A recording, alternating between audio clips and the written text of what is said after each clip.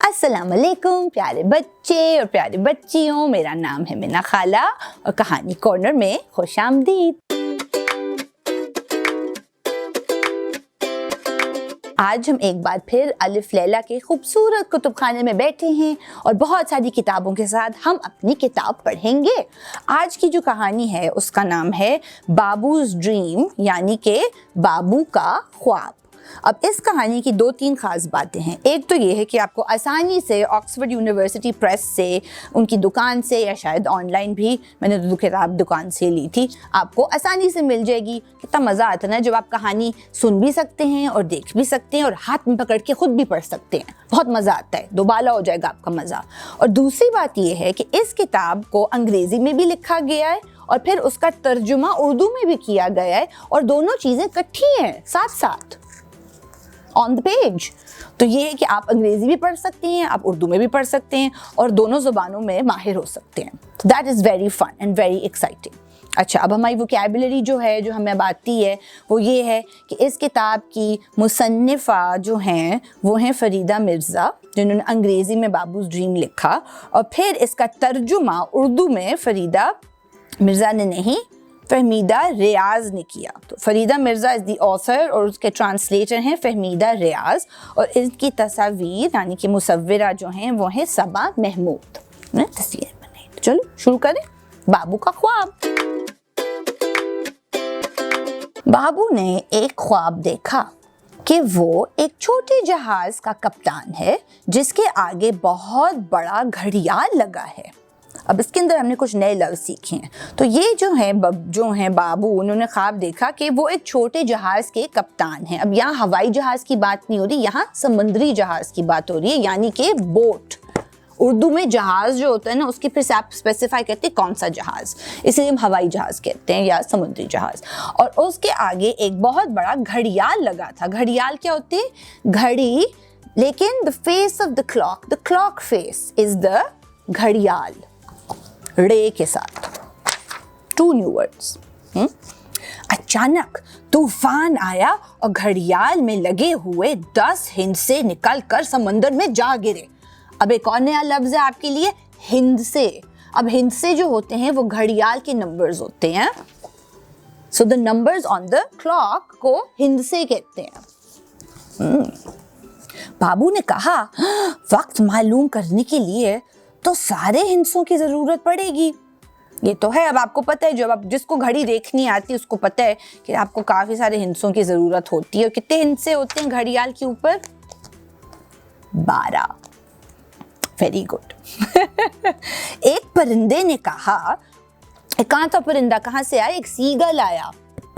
मुझे नहीं पता उर्दू में सीगल को क्या कहते हैं, आप मुझे कमेंट्स में बताना क्या कहते हैं सीगल को उर्दू में। एक परिंदे ने कहा, मैं मदद करता हूँ, मैं हिंसे समंदर से निकालता हूँ और तुम उंगलियों पर गिनते जाओ।